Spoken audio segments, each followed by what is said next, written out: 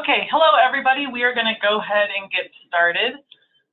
This is the October 2018 HMIS user meeting. Thanks for joining us. If you haven't already, please type your agency name into the chat box so we can know who's attending. And we are going to go ahead and get started. All right, so we have a lot of demos to go through today, so that was why we wanted to do this meeting as a webinar instead of in person, so that we could have a recording and you could go back and review it as needed.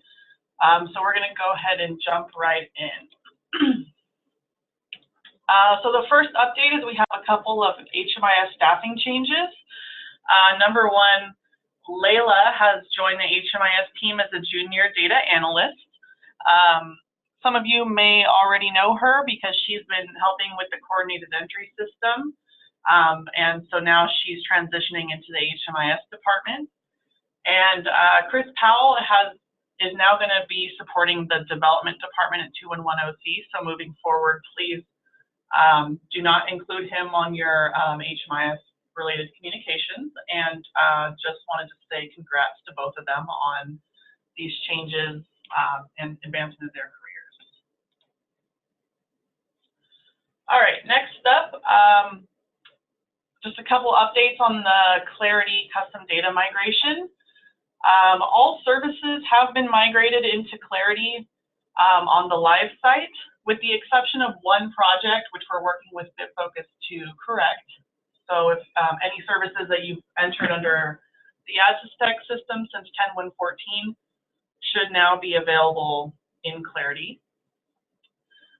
In regards to the coordinated entry migration, it's really kind of three parts, because we have to migrate in any clients to HMIS that are not already there, as well as migrate in any enrollments for these clients that are not in HMIS.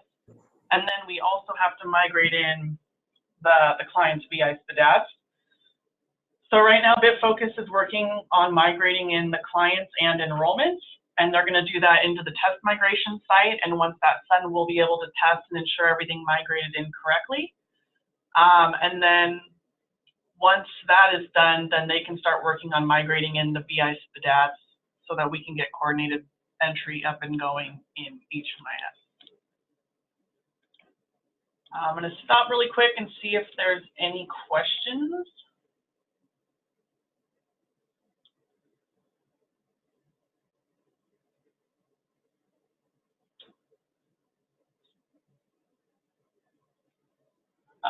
First question, what is the time frame? So we're still waiting for the official go live date from BitFocus. They didn't want to give us a date until the exports had been reviewed and tested and we were ready to move forward, because if there's issues with the exports, that can delay things. So they didn't want to provide a date until that was all done. So I'm hoping we'll have it soon. We've been in contact with them frequently about this, so they know that it's a high priority for us, so I'm hoping to have a date soon. Okay, next we are going to do a demo of the Children's and Families Commission reports that are now available in HMIS. So let me unmute Elizabeth. And can I have control of the screen? Yeah. Okay, let's see.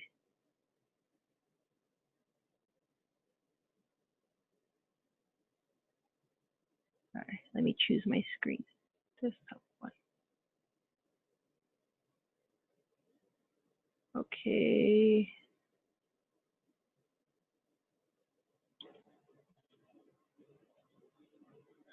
Okay, so the time has finally arrived. We now have the CFCOC reports available for you to return data associated with this funding type.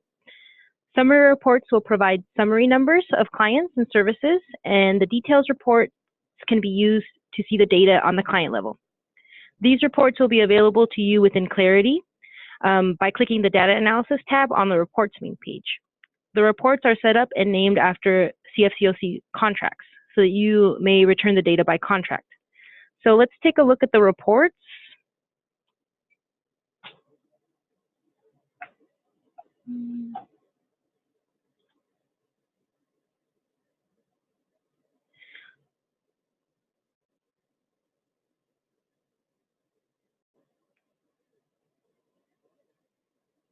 Okay, so to find the reports, you're going to click the Launchpad icon and then click on the report icon. This will take you to the reports main page. Then you want to click on the Data Analysis tab, where you will find a folder named after your agency. So in this example, we're looking at Casa Teresa. After that, you will click the caret next to this folder name, and this will show you all of your CFCOC reports.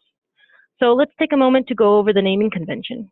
As you can see, this agency has 2 CFCOC contracts, so they have 4 CFCOC reports available, 1 summary and 1 details report for each contract. So let's say you want to look at one contract in particular, the FCI HF03 contract. Locate the report with that contract name. So here we have the summary report for that contract or the details report for that contract. And then you will click Run next to the name. I don't want to show you the agency's data, so I will show you how these reports look in our software or through a screenshot. So let's take a look at the summary report. That's not what I wanted.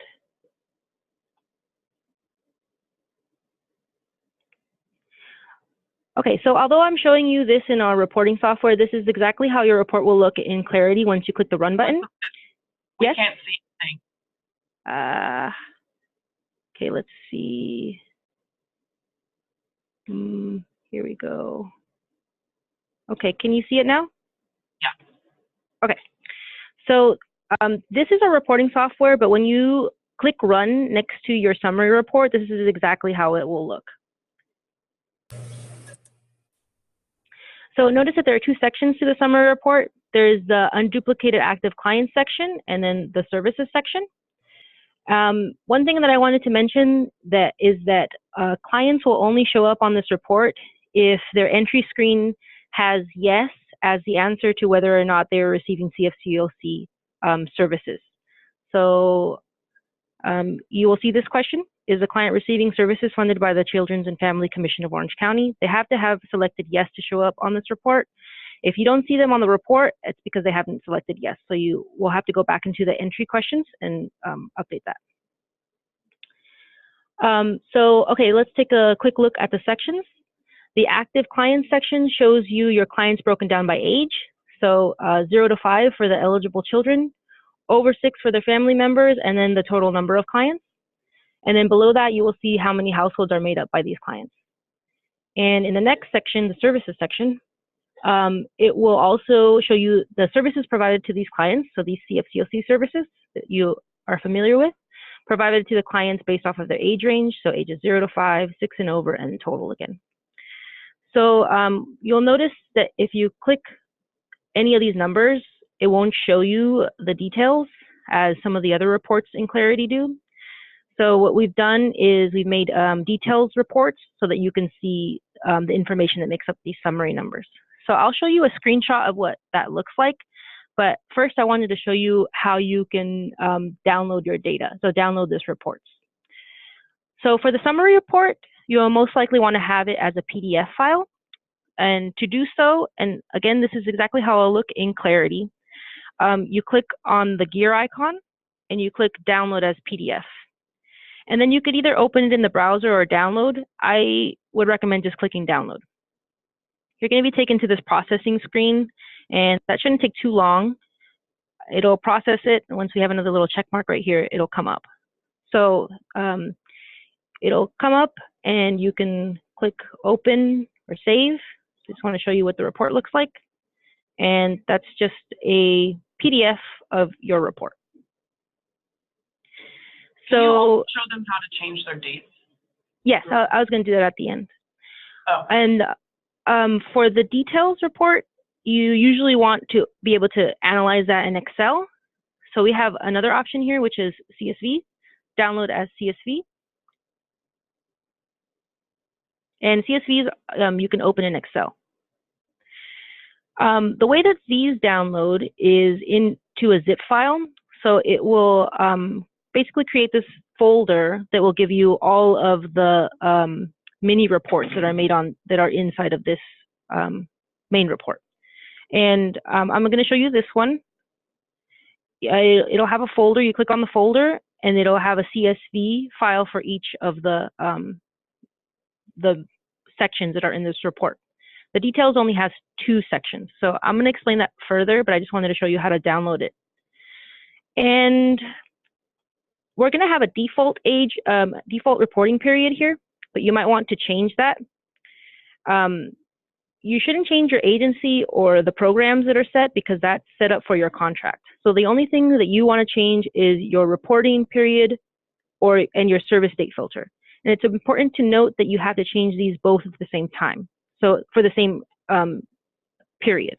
Because if you change one and don't change the other, you won't be updating both of these looks. So these little sections are called looks. So let's say you want to change it to until today's date. You'll notice right here it says until before. So if you want data up until today's date, then you want data up until before tomorrow. If that makes sense. So that's going to provide data from 4/1/01 to 10/3/2018 because 10/3 is before 10/4. Then you just click run. You let it generate your data. This might take a little while because I have all the agencies in it in this summary.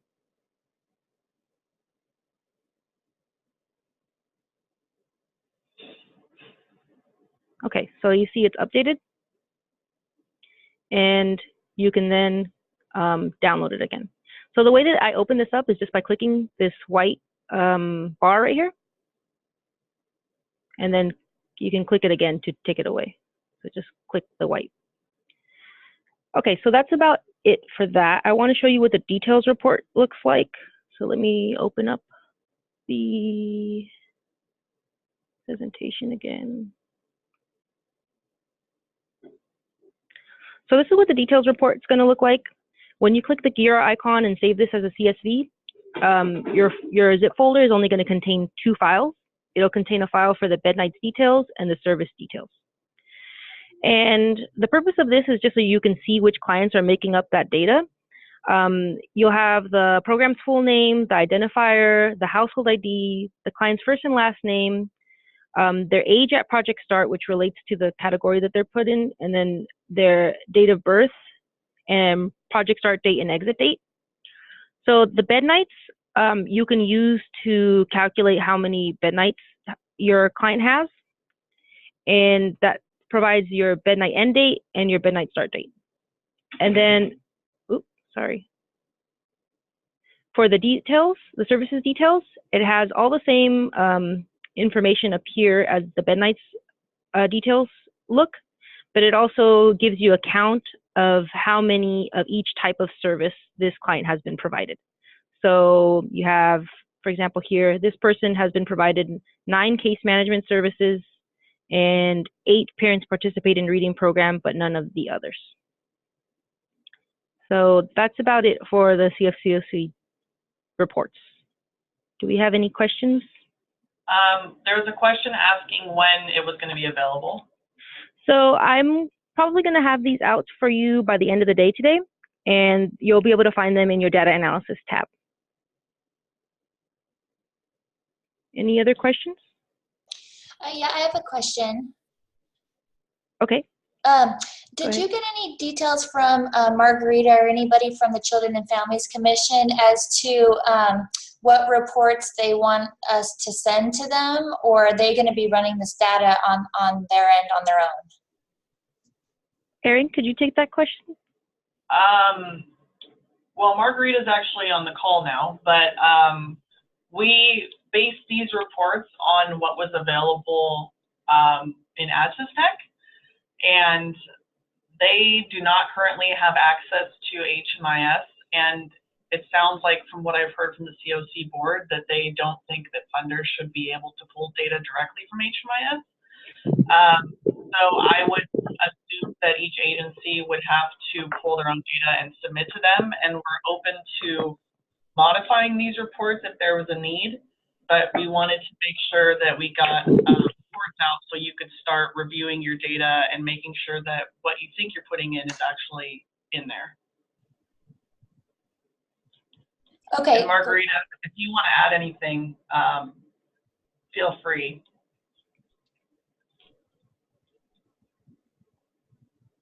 Hi. Does that answer? Oh, go ahead. Sorry, no problem. A couple of things. Yeah, we didn't have access yet, which I was going to follow up separately. We're just waiting for these reports to be available. So that's good to know that the board doesn't want funders to have access, so we can talk about that offline. Secondly, to answer, I think it was Allison, right? Yes. Yeah, I couldn't remember you said your name, but I thought I recognized your voice. Yes, so typically our process would be you would run them on your own just to ensure that they look correct. And then ideally we would also run them on our side, and then, you know, just to verify that the data is there, and then we would double check with you. Does it look correct? Do you see any errors so that we would know that that data is accurate and can be reused in our own reporting. The only other reporting that you would do that you would actually send to us would be the quarterly reporting on the capacity building milestones. So that's how it should look ideally, but if we're not able to ever have access to the reports, then I need to figure out what the process will look like, because I wasn't aware of that. That I wasn't aware that that may not be an option till this morning.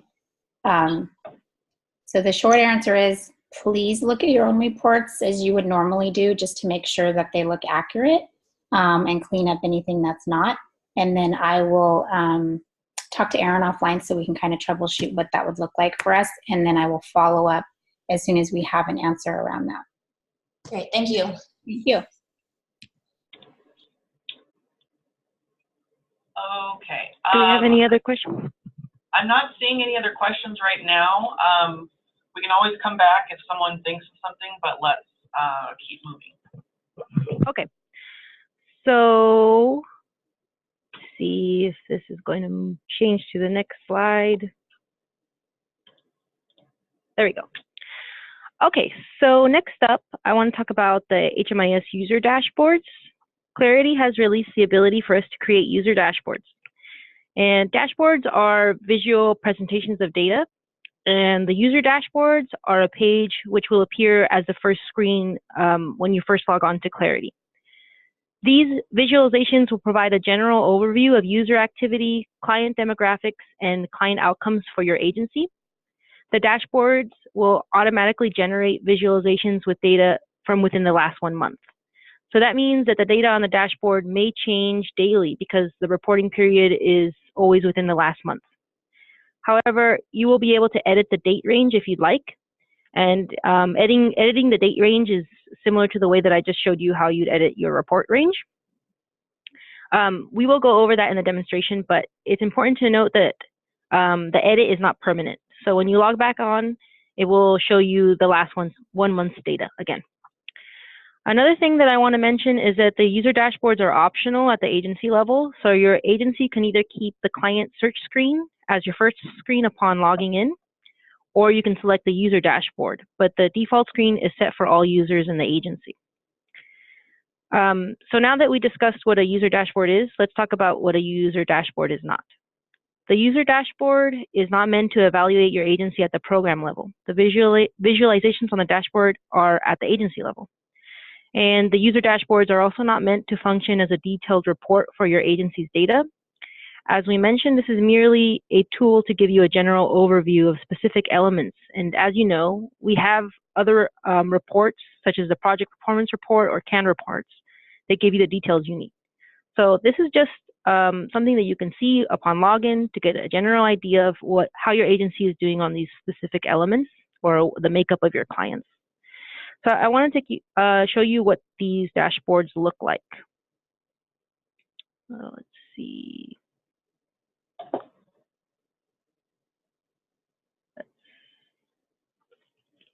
So I'm going to show you in the training site.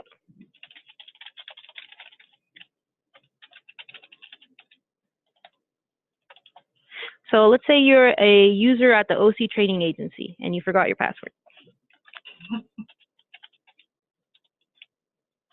Okay.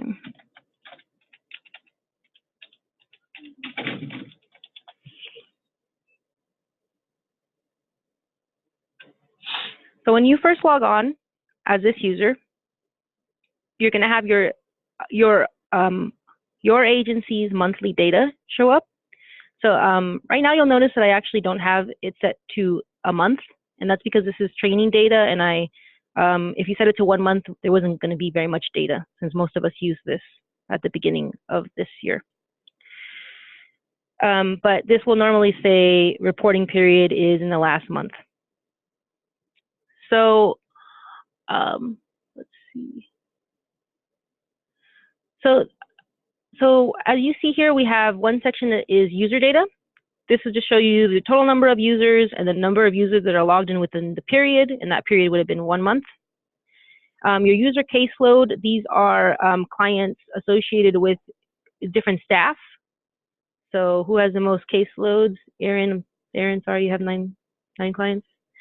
And then how many hours your user has logged within that period. So we'll have the staff name, and this is actually your login, and the first name and last name. And then you'll scroll down to the next section, which is the client data. So these are just some elements we thought would be interesting and useful for you to look over, to just have kind of a snapshot of what your agency looks like at the moment. So the total number of clients that are served by your agency, the clients per different project types, the number of clients that are chronically homeless, veterans, the age distribution of your clients, the household type distribution of your clients. So this agency has mostly households with children, the racial distribution and ethnic distribution and gender distribution, the prior living situation for your clients and where your clients exit to. And again, you can edit this date range if you want to look at a different period. You just click the white section, again, change the reporting period. So in the past, I'm not going to change it because I don't want it to take too long, and then click run. You could also save this as a PDF like we did with a summary report, or download as a CSV. And when you download as a CSV, you'll get Excel or CSV sheets of each of these looks. So there's lots of looks in here. You'll be getting a lot of them. So that's what they look like. That's going to be your first screen, but then if you click search, you can go back to search for clients. And that's all I have for the user dashboards. You can always, another thing is you can always click on the dashboard again and go back to it if you want to take a look. Can you show them what happens if you click on like veteran or something? Yeah. Like so it doesn't have drills available. Oh, okay. Yeah, I asked why we don't have drills available, and they said that it's for security reasons. I'm not sure what that means, but you can't find out who makes up those numbers. Okay, do we have any questions about the dashboards? We have a question asking, is there a way to just set this for specific users? Unfortunately, no. The default screen is set at the agency level, so it would have to be all users have the user dashboard upon first logon, or all users have the client search screen upon first logon. All right. And again, we built this based on things that we frequently hear users ask about, or data that we frequently hear that people want to see. If there's other things that would be good to have on this page, we're open to suggestions. And we'll have to test it out and see how it works on this page. Another thing that we're thinking about adding once coordinated entry is live is the distribution of BI SPDAT scores for your agency. So that will probably be coming later. But if there's anything else, we can definitely look at it and see if it's something that we can add. And then when is this going to be available, Elizabeth? It can be available whenever an agency lets us know that they'd want it for their screen, because all of the looks are already made, the dashboard's made, so it's just setting it to an agency. So for the users out there, should we just default this for all the agencies, or would you prefer to let us know specifically if you would like this added?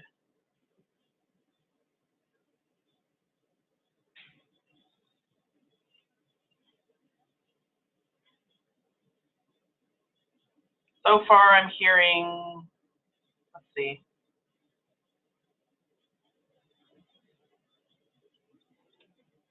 It looks like pretty much everyone wants it to default. I see one that doesn't, so we can exclude that one. But so Elizabeth, I think we just apply it to everybody except for the one that just said they didn't want it. Okay. So you'll just see this at some point, hopefully by the end of the week, possibly by the beginning of next week, depending on how quick I am. Okay.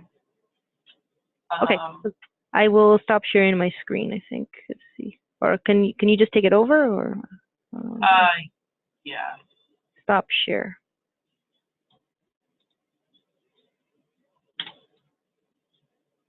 Okay.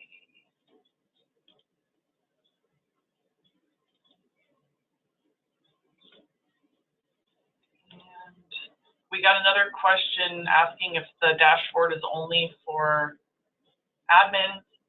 It's actually for all users at your agency, but they can switch to the search screen and just kind of ignore it if that's something that they don't need to worry about. Casey?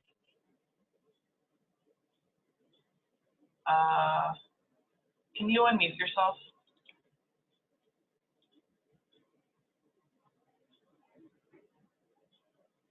Casey? Okay, can you hear me? Yeah. Great.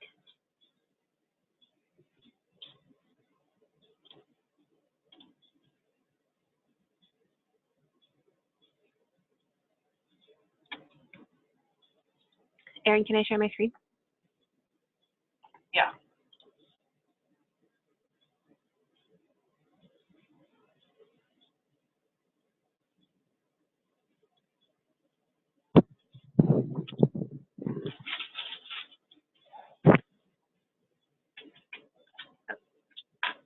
While you're doing that, we also got another question. Can we let you know at a later time if our agency wants this? Yes, for sure.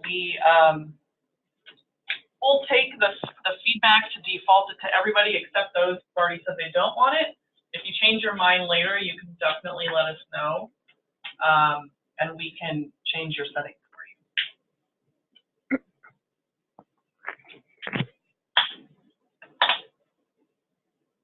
Okay, we ready for LSA? Yeah. Okay, so basically the LSA is replacing the AHAR and serving the same function. LSA stands for Longitudinal Systems Analysis, and this is the report that we're going to complete every year starting in October, and it'll be sent to Congress just like the AHAR was. We haven't, Clarity and I don't think any vendors have released their version of the LSA yet, so we haven't seen it. We haven't started working with it yet. We just wanted to let you all know that it's happening, and we'll be sending data quality corrections soon. So if you have any questions about it, let us know, but we don't have a ton of information yet.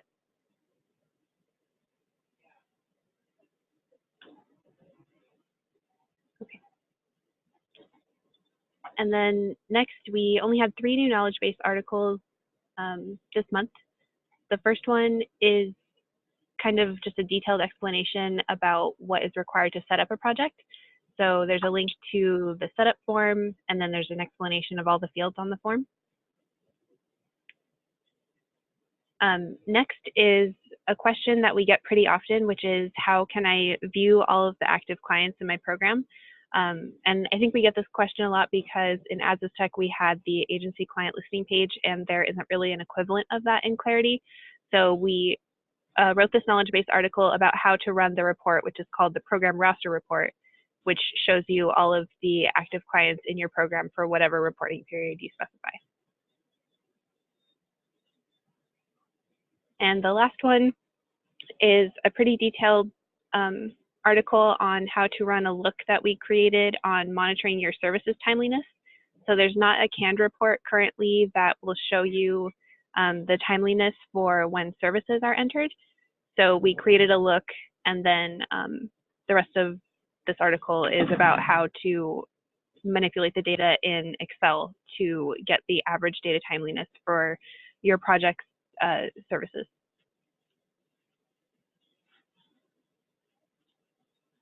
Are there any questions so far? No. Okay. So the next thing is we just wanted to go over some data quality best practices. So to make sure that head of household data is correct in Clarity, we just want to emphasize that when you're enrolling a household, you should be enrolling the head of household first.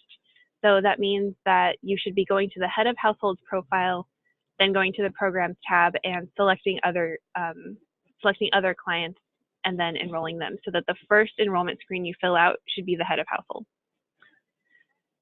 And then we wanted to do a little demo about what happens if multiple clients are enrolled together and someone who is not the head of household is enrolled first, and then the enrollment screen is canceled. We just wanted to show you what that looks like.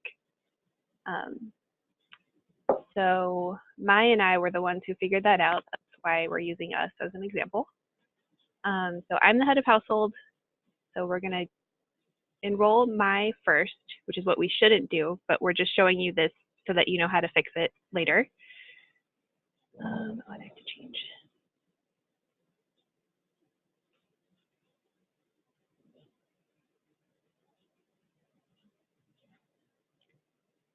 So the way you can see who is head of household is you click Manage Household Members, then you click Edit here, and whoever is selected under the head of household dropdown is the one who's the head of household. So since Mai is not the head of household, we'll go to her first.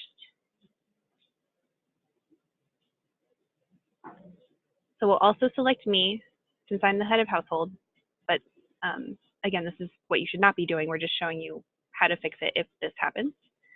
So we're going to start the enrollment process, and it's going to start with Mai.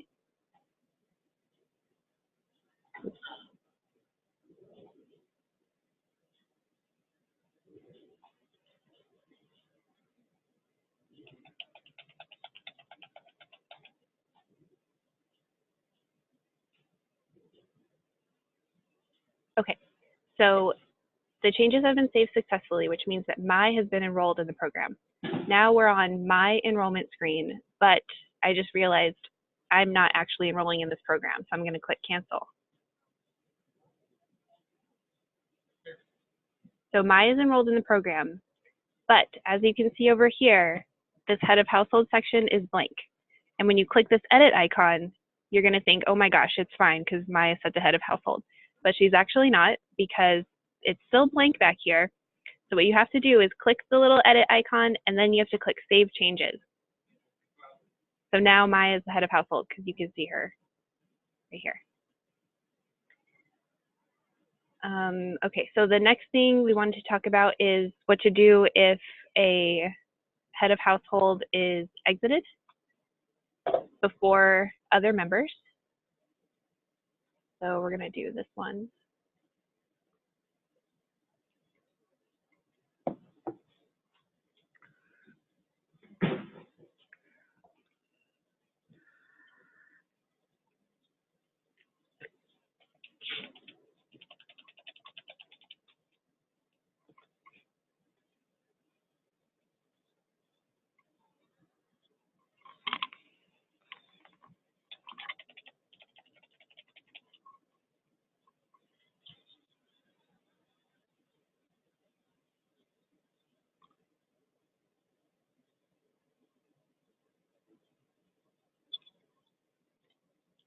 Okay, so these two have been enrolled.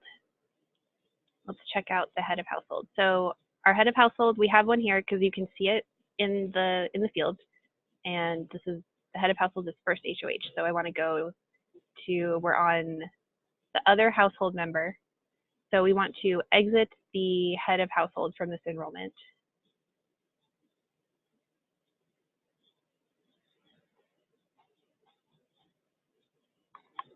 And we want to just exit the head of household.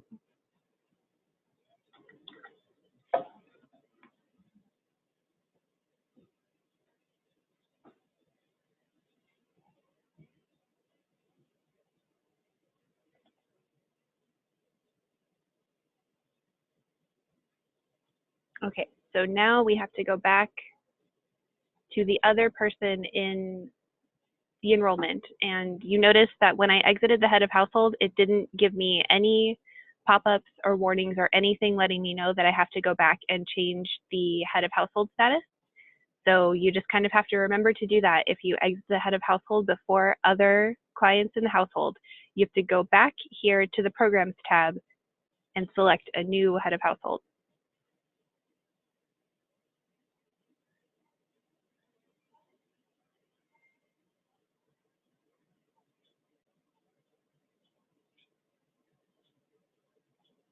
So now the second client is the head of household. And then we can see the original head of household and their start and end dates here. So to recap, just enroll heads of household first. And when you exit a head of household, you have to make sure to go back to all of the other clients that may still be in the household and update the relation status. This also applies to if head of household enrollments are deleted. And the reason for this is because HUD requires each household to have a head of household. So that so really it might even be easier to change the relation status of everybody before you exit the head of household, so you don't have to worry about that later. But you can do it either way. But that's the reason why, is because a household is required to have a head of household at all times. I'm not seeing any questions on this, so hopefully that's clear for everybody. So I guess we can go ahead and move on to the next one.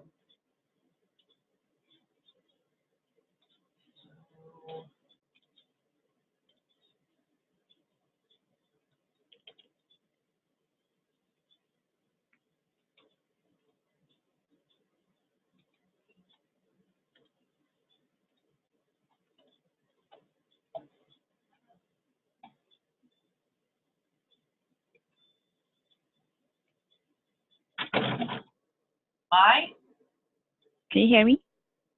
Yeah. Okay. Okay, so hi everyone. So we just want to do another reminder that agency administrator training are now past due. So for all users who are assigned to be agency administrator by your agency, please take the training. Otherwise, you will no longer receive technical support from HMIS Help Desk. And then once you complete the training, please submit a ticket to the Help Desk so that we can track who took the training. Then that's it. Okay, I'm not seeing questions.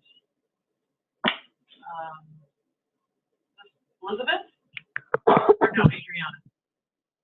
Hello, can you hear me? Yeah. Okay, hi guys. So some of you might have noticed that we have been sending a link to a satisfaction survey after we solve a ticket in Help Desk.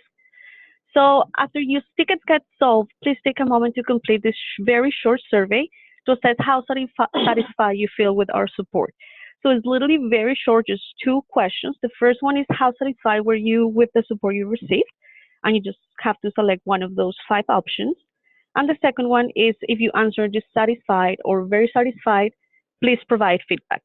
So it would be great if you actually can give us written feedback, because this would allow us to have the best service that we can. So this is very helpful for us. So please take a moment to complete the survey after your tickets get solved. And you can complete the survey as many times as you'd like with each ticket if you want to. And your response is anonymous. It's not actually associated with the ticket that you entered. So if that's a concern for you, you don't have to worry about that either. All right.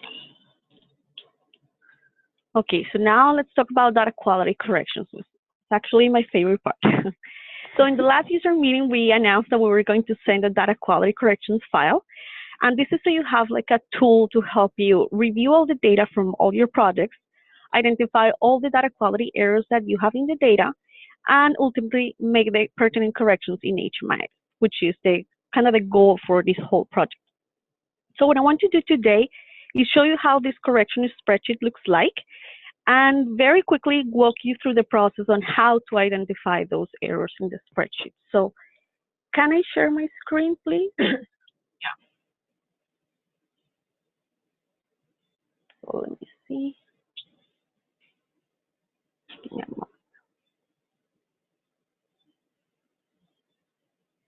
So can you see the spreadsheet? Yeah, really quick. We got a comment that someone was only able to complete the survey once. Mm-hmm. So we can double check that and make sure that it works correctly. So keep going. Okay, thank you for that comment. Okay, so this is how the spreadsheet would look like. This is training data, but of course you're going to receive your real data with all your projects. So in the rows, you're going to have all the active enrollments that you have from 7/1/17 to 6/30/18. And in the columns, you're going to have all the fields associated with that element, which, by the way, they are mostly the universal data elements, as I said before. So let me walk you through that very quick.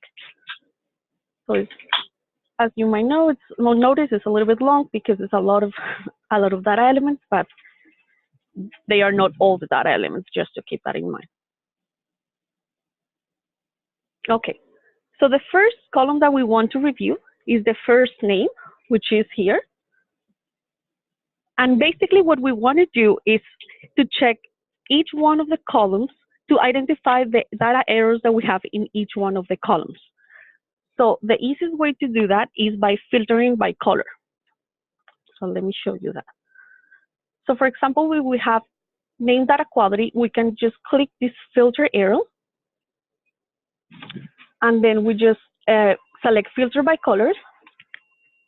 And here, as you can see, we can see all the colors in which we can filter that specific column.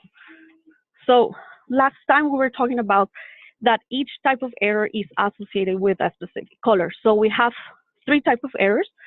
The first one is that a client doesn't know and client refused, which is highlighted in yellow.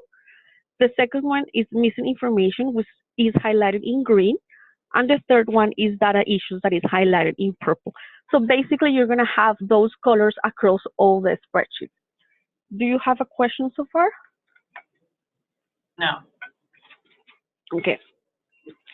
So what you want to do is click each of the colors to see which errors which enrollments have those errors that are associated with the color. So for example, if we want to see which enrollments have the first error for the name data quality field, we just click the yellow color. And here we can see that we just have one enrollment with that error. So one thing I want to point out here is that we understand this is not specifically a user error per se, but since HUD considers this an error, that's why we have to review it, and that's why we highlight it. Okay?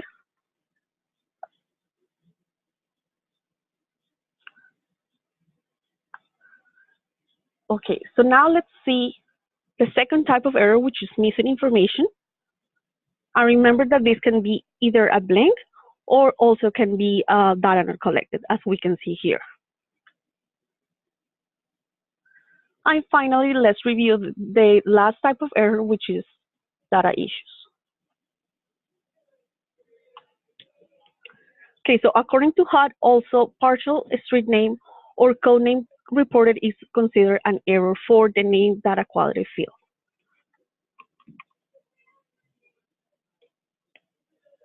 So basically, that is the process you have to replicate that process for all the columns in this report and enable to identify and to see which are the enrollments that have the errors.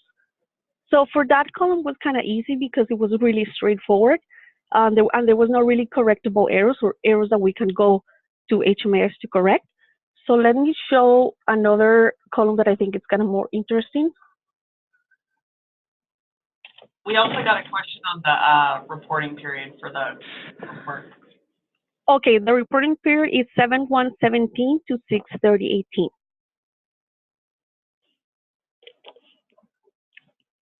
Okay. So let's check the date of birth. So let's repeat the process. We just click the filter arrow, and then we select filter by colors. And then let's see, for example, the data issues that we know they are highlighted in purple.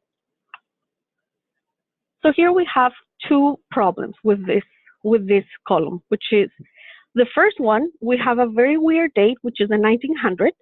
So we know for a fact that this must be an error because we, of course, cannot have someone enrolled that is 118 years. But the second one, though, this date seems kind of like normal. So what is the issue with this date? So there are times that identifying the issues are not that easy. They are not that evident. And that is why we should check the reference guide, which is another document that we're going to send you guys. So let me open that for you very quick.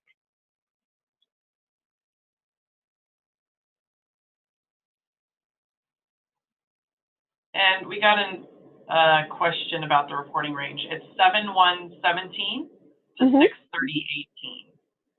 Correct.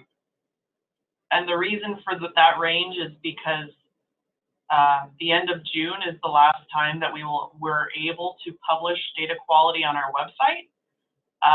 So we wanted to give everyone the opportunity and go back and look at their data and make corrections for that time period. And as a reminder, this is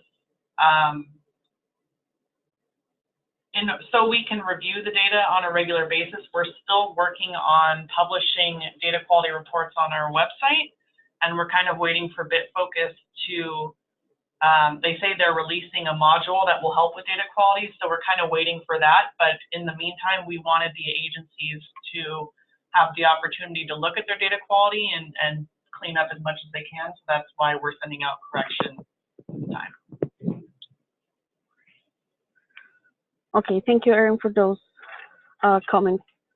So this will be a tool that helps you going through the review process. So basically here we have listed all the columns in the spreadsheet that we were looking at. So here in this column, and we're also looking at which data element they are related to. But most important, we can see what is considered an error for each one of the error types. So here, for example, in this column, we can see what is considered, which this is kind of like obvious, of course, information missing, which columns or which fields have blanks, and which columns have data not collected. But the most useful thing here, in my opinion, is the data issues, because as I told you, there are times that this is not that evident. It's not that easy to see at first glance what is the problem behind an error, as for example, the date that we were looking before. So if we check, for example, date of birth here, we can see that there are two scenarios that cause a data issue in this field. So the first one is when the date of birth is prior to 1/1/1915, which is the case of the first day that we were looking at before. And the second is when the date of birth is after the project start date. So now we have like a clue or what is might be causing the error that we were just looking at. So if we go back to the spreadsheet, just let me do that very quick.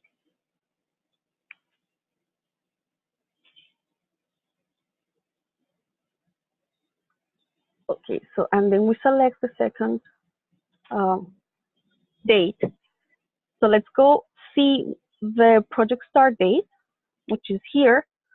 And we can see that the project start date for this enrollment is 7/1/2014, and the date of birth is 1/6/2018. So of course we can see that there's a problem here because the client should not be enrolled before it's born, right? So, yeah. So that's why I think it's really useful to go through these two documents at the same time, because it would help you really identify what is the issues, what are the reasons behind all the data issues, which are the green ones, the purple ones. And that is basically what the process is like. So just please be on the lookout for those two documents that we're going to send. And I know this might seem a little bit overwhelming because it's a lot of data and a lot of columns, but I'm pretty sure that it will be like very helpful for you to review your data and to improve your data quality, which is ultimately the goal here. Is there any questions so far? Yes, hold on. Go ahead. Okay, so is the project start date the date the client started or the agency started? The project start date is the date in which the client was enrolled in the project. Okay, that's what I thought. Okay. All right, thank you. Of course. Any other questions? How can we pull this report? We can't. Well, this is a Looker report, so we can send you the report, but you are not going to be able to see the data highlighted. This is something that we did here at 201. We will be sending you this. This one. Oh, sorry. Yeah, so you'll get a spreadsheet like this with your agency's data, hopefully this week. So you can make these corrections, and then in the future, we're expecting to that with the release of BitFocus's data quality module, that we'll be able to release something that you can pull on your own. But we just wanted to get a jump start on the data cleanup before that was released. So that's why we're doing it this way this time. And then when we have what our standard process will be in the future, we'll share that at a future meeting.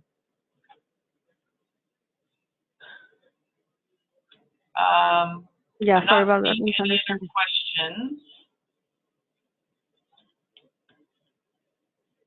I think that's it on questions for now.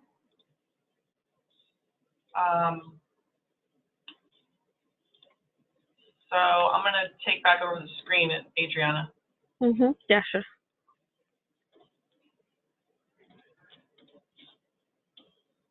Sure.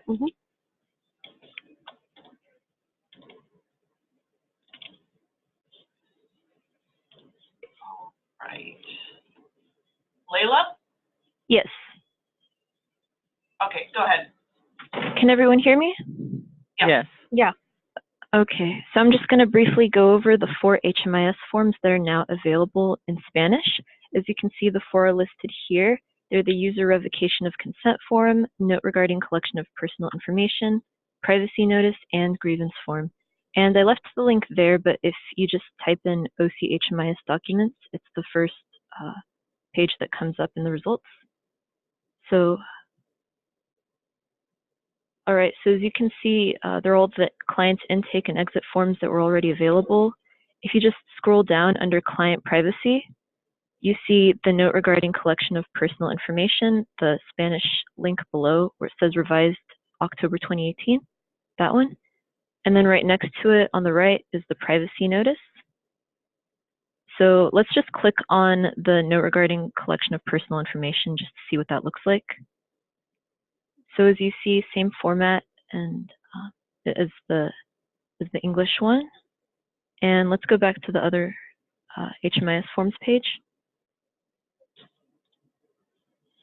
Okay, so let's scroll down. Oh, actually, it's right there. So there's the grievance form in Spanish.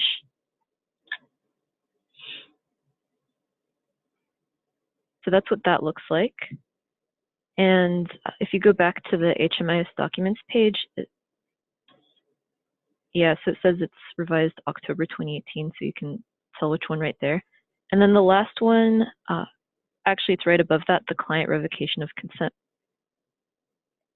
Okay, and there it is. So that's pretty much it for the newly translated Spanish forms. Do we have any questions about those? Yes. Are we supposed to add our agency's name to this form, or do we leave it as it is? You mean when you're filling it out? No, like at the very top of the page. If you could click back on there. Yeah. In the header. Or are we to put our agency's name up there, or we just don't do anything with this form at all? We just print it out like it is. Oh, these are. Yeah, you can just print it like it is, since it's information regarding the HMIS system. It's not specific to your agency. Okay. Yeah, so you don't need to have your agency's name on it. Okay, great. And the other thing I wanted to bring up about the grievance form, even for both the English and the Spanish version, we've edited the second page a little bit to kind of incorporate what we used to have on the client rights brochure. So the client can have access to both the grievance form and to know what their rights are kind of in the same document. So that's available for both English and Spanish on the website. Let me see if there's any questions.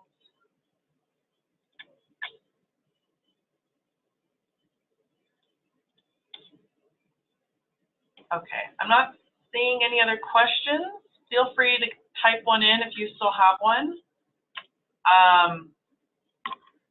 So that was all of the main topics that we had for the meeting today. So now we have a little bit of time left, a couple minutes. If you have any questions that you want us to answer in general, or if you have any follow-up questions to anything we already discussed, we could do a quick demo if somebody has something specific they want to see.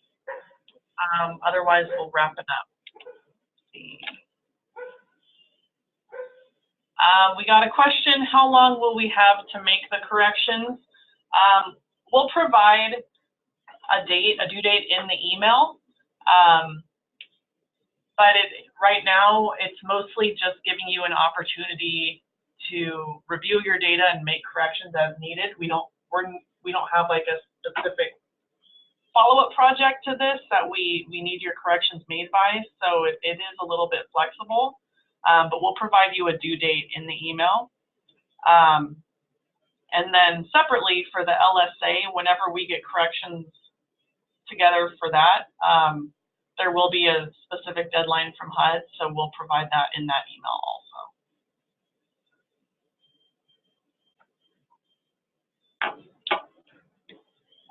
Last call for any other questions. If you haven't already, please type in your agency's name in the chat so we know who was here today. Just giving it another minute in case someone's typing.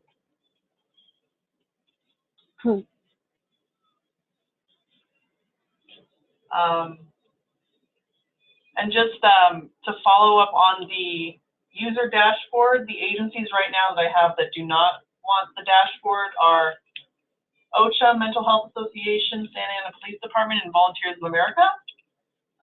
If your agency also does not want the dashboard for all of your users, you can let us know in the help desk, and we can update that for you. Or if any of those agencies have changed their mind, we can add it later. We got a question. What forms do you want uploaded to Clarity for clients? So right now, I think this is kind of a two-part question. We do have the client consent form. If the client agrees to have their data shared in HMIS, you would either need to have the client sign the consent form in HMIS, or the other option would be to print out the form, have the client sign it, and then upload that to HMIS. And then I think the other part of this question is in regards to coordinated entry documents. So right now, if you're participating in coordinated entry, you should be uploading your documents directly into HMIS. So that is the chronically homeless verification, the homelessness verification. Let me pull it up.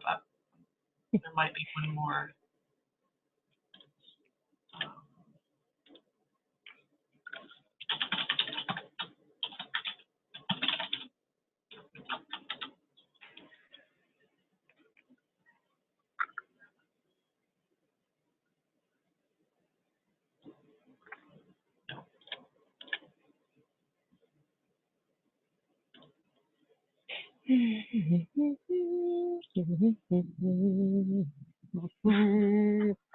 Disability verification is the other one. Chronic homeless verification, disability verification, and homelessness verification. Those are the three. What was the third one? Chronically homeless verification, disability verification, and homelessness verification. Okay. All right, so I think questions have stopped, so we're going to go ahead and end the webinar. Erin. Oh, yes. I want to show people how they can calculate the bed nights for their clients based off of the details. Can I do that really quick? Sure. Let me stop sharing. Let's see. And this is back on the Children's and Families Commission report, if you guys have no idea what she's talking about. Yes. Can you see my screen? Yeah. Okay, so I should have shown you how to do this, and I just wanted to mention. So when you download your CSV, this is what your bed nights details is going to look like, but you're going to have information here, of course. I just erased it so that we wouldn't have any client data. So you're going to have here the bed night start date and then the bed night end date. And if you want to know how many bed nights your client has been provided, you can just do a simple Excel calculation to find that out. You will notice that some of these clients have no end date. That's because during the period, they're still enrolled. So the first thing you'll have to do is create a filter. So if you go to Data and Filter, then you have created the filter, which Adriana mentioned earlier. So the filter allows you to select data based off of the values in the column. So now that I have this filter, you want to click the little arrow, and we want to select the blanks first and foremost. So to select the blanks, you can click this check mark next to select all, which will unselect the data, and then click the box next to blanks to select only the blanks. So here, you're going to want to enter the end date of your reporting period. So let's say that you were asked to run the reports from August 1st to 10/1. So if 10/1 is your end date, you want to enter 10/1 here.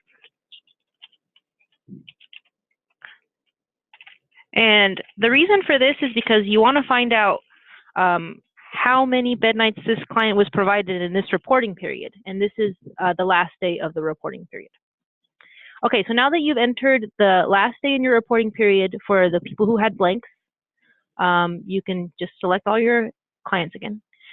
And what I like to do is just create a name for this column. So I can just title this bed nights. And then it's a really simple calculation.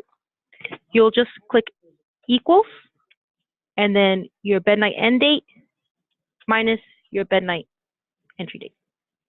So the way I did that is I just did equals, I clicked on the end date, and then I entered the, and then I clicked on the start date. And if you double click this little square here, it will copy that formula all the way to the bottom. And that provides you the amount. That's not correct. Let's see. Is that correct? Yeah. Yeah, that is correct. Okay, sorry, it looked a little bit high. So that gives you the bed nights for each of these clients. And that's it. So you said K2, you would go K2 through J2? Well, It's easier. The best way to do it is to actually just click on the cell. So you know that the bed nights is your end date minus your start date. So how many days are between the day that they exited or the end of the reporting period and the beginning and when they first were started receiving bed nights. So you could just do equals the end date minus the start date. And then again, you could just click that little square and it'll copy that formula down. Okay. That's it. So that's something you have to do manually, and the reason is that our software that creates the reports doesn't have the ability to subtract dates from dates. So you have to do it in Excel. Okay. All right. I'm not seeing any questions on that either. So I'm going to go ahead and wrap up the webinar.